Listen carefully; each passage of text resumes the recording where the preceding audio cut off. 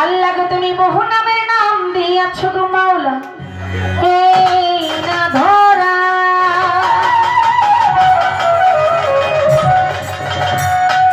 ইয়া রহিম ইয়া রহমান ইয়া জলিল জাতা।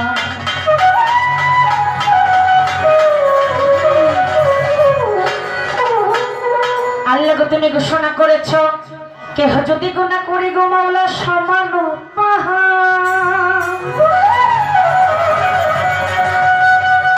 আর কেহ যদি শুক্রবার দিন জুমার নামাজ শেষে খাজনি হতে 100 পাঠে গাফারে পাঠ করে, ওই নামের উসিলাই তুমি ক্ষমা করে দাও মারান।